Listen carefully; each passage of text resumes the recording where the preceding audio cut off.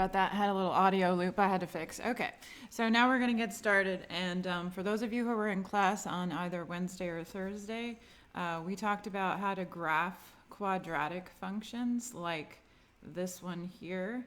F of x equals 3x squared minus x minus 10.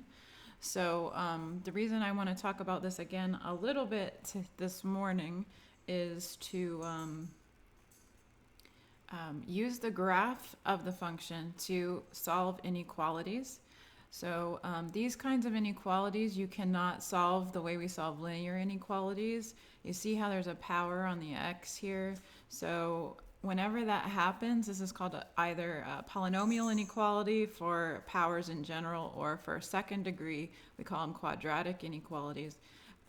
You can't just isolate the x by moving x's to one side and numbers to the other. And we can't solve it the way we solve a quadratic equation.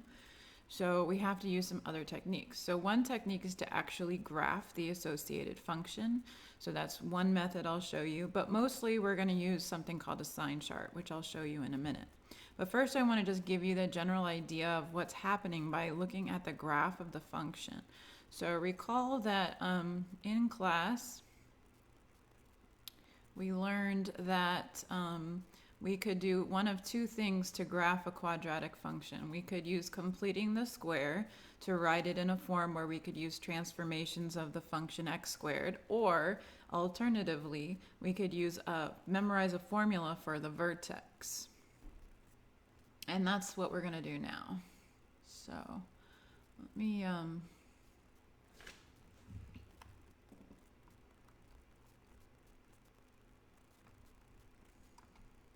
please let me know if you're having any issues with any audio or visual. Let's see. You can type into the chat line and let me know. Or if you have any questions, you can also type them into the chat bar.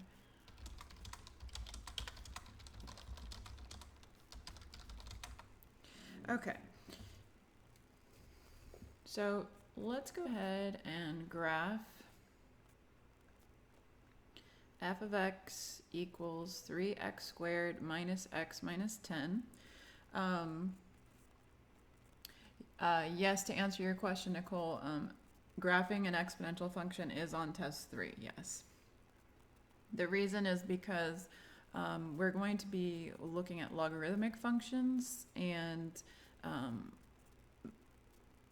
on test 4, and I need you to have at least seen exponential functions and their graphs before we go on to that material. So it's important that you go ahead and try. The exponential function section is not too bad once you've seen it. It's just a new graph to add to our library of functions, and then you're just going to move it around the same way we moved around the other functions using transformations. Okay, but back to this graph, what we're going to do, the technique we're going to use is we're going to identify the vertex of this. We know since it's a quadratic function of degree 2 that it's going to have the shape of a parabola, so it's going to have a vertex. The vertex, the h coordinate, the x coordinate, which we call h, can be found using the formula negative b over 2a. And then we can just plug that number into the function to find the y coordinate k. So k is f of negative b over 2a. All right, so in this case, let's see. b is negative 1, so that's going to be the opposite of negative 1, over 2 times, and a is 3. So the h coordinate of our vertex is going to be 1/6. Okay. So now we're going to find the y value, the k, for our vertex by plugging 1/6 into the function. So k is going to be f of 1/6. And that means we're going to plug in to replace every x. So 3 times 1/6 squared minus 1/6 minus 10. Okay, so that's going to be 1/6 squared is 1/36, so that's going to be 3/36 minus, excuse me one moment.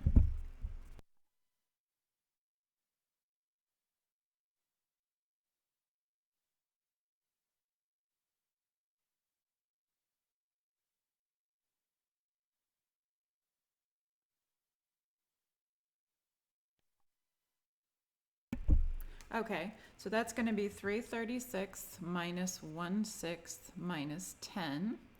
We're going to reduce this. 3 goes into 36 12 times, so that's going to be 1/12.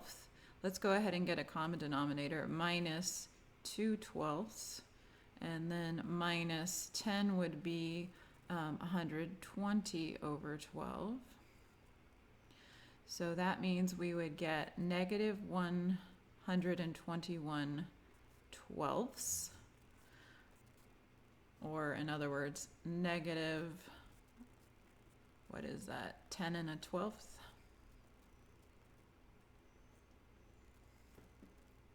Okay, so we're going to, even though it's a fraction, it's okay.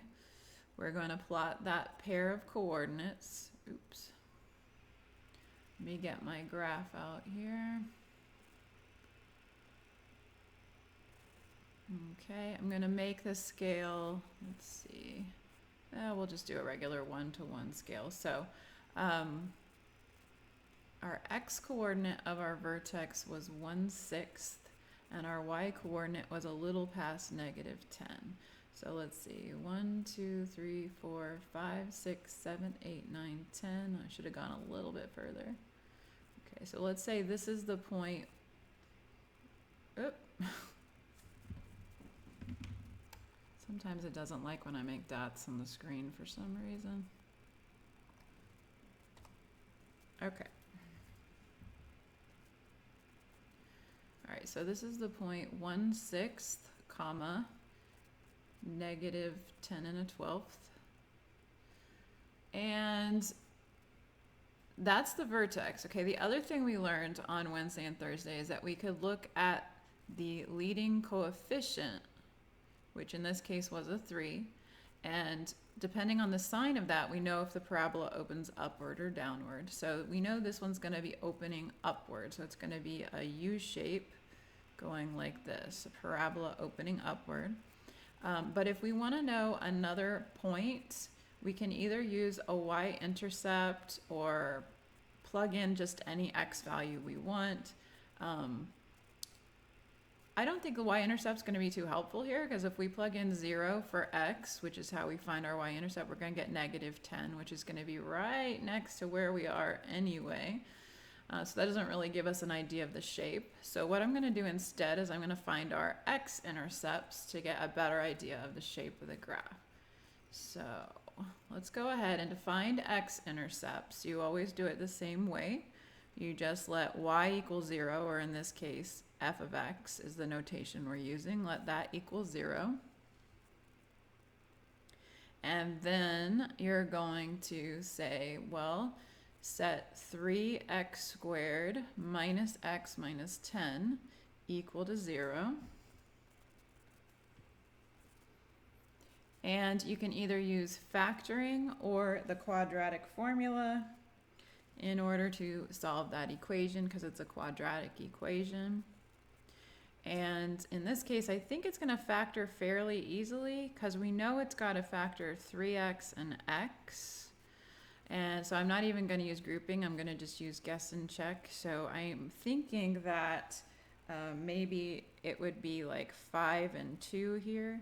And let's check. So that would give us 5x and 6x.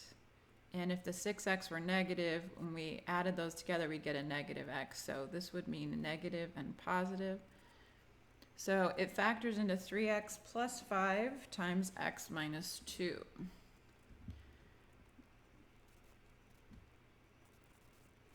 Okay, so let's see what our x-intercepts would be. So if you were to plug, or rather set 3x to get x equals 2. So these are our x-intercepts, negative 5/3, which is negative 1 2/3, and 2. So let's go ahead and plot those on our graph. So here, negative 1 2/3 would be about here. Okay, so there's one X-intercept, negative 1 2/3, comma 0. And then our other X-intercept is over here, 2, comma 0. All right, so our parabola, see how well I can draw this here. We want to make it a nice U shape. I'm going to zoom in a bit. Maybe help me draw it.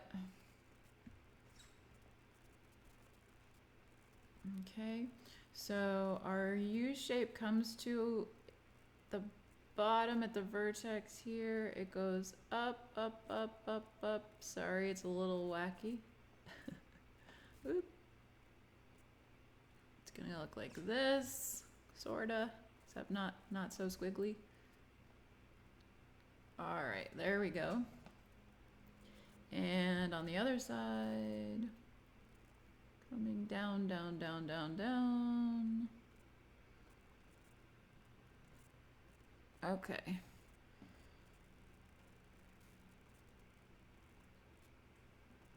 Okay, so here's a picture of all the points that satisfy the function.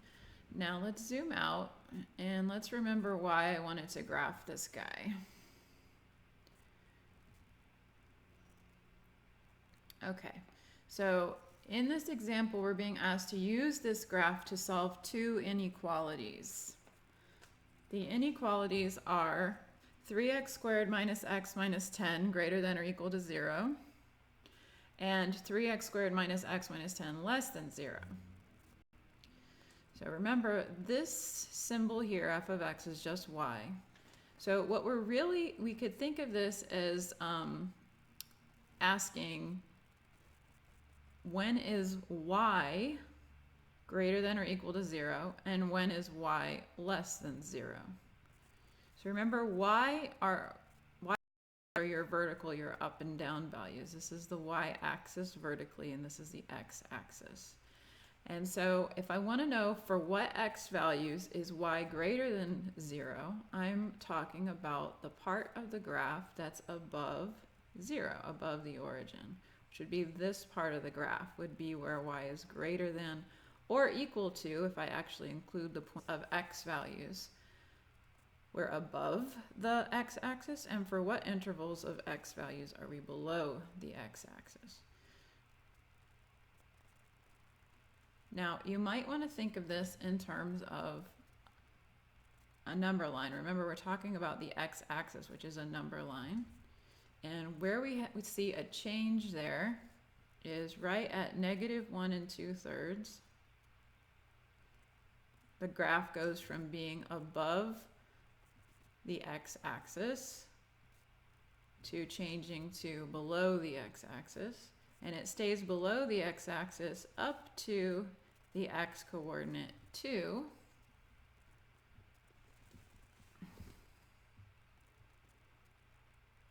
Okay, and then at that point it changes, the graph changes to being above the x-axis again. So this number line represents our x values. Where we have green, y is greater than or equal to 0. And where we have yellow, y is less than 0, in between.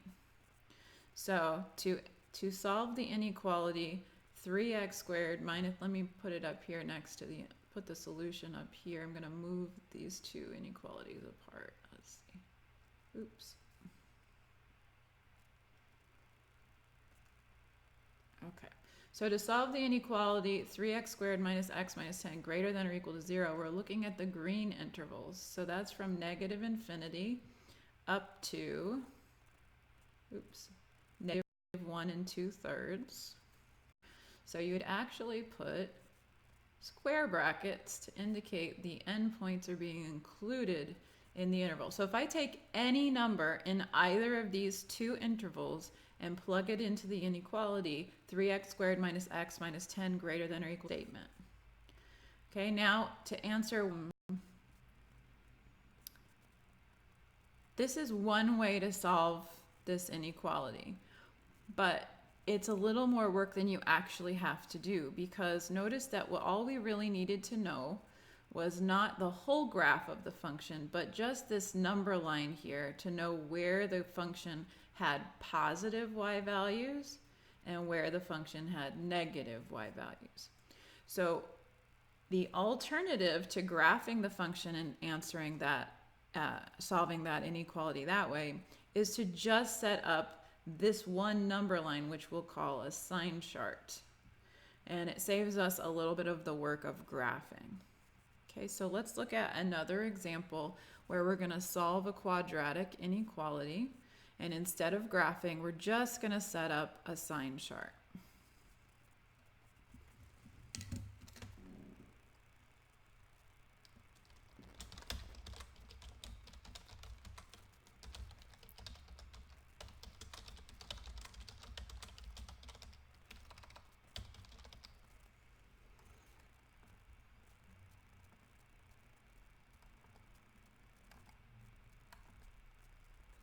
Okay.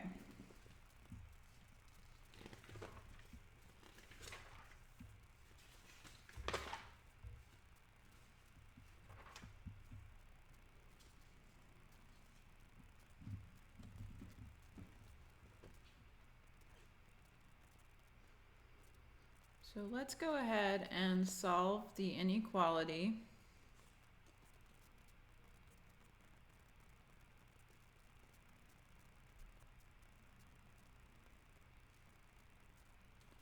Negative x squared plus x plus 12 less than 0. Okay, so we're looking for x. Whenever you hear the word solve, which is overused, people use it incorrectly a lot. When you hear the word solve, what it's supposed to mean is that you're looking for an unknown number or numbers that make a certain statement true. In this case, this inequality. So for example, let's say, would the x value 1 be a solution to this inequality? To know that, one way would be to plug in 1 and see if it's true that negative 1 squared plus 1 plus 12 is less than 0. And the answer to that is no, because that would mean 12 is less than 0, which is false, right? All right, so you can probably see that we would need a bigger x value in order to end up with a negative something less than 0. So maybe something. Let's number line. It's a number line that represents all the places where this expression is positive, negative, or 0. And you always start off with your sign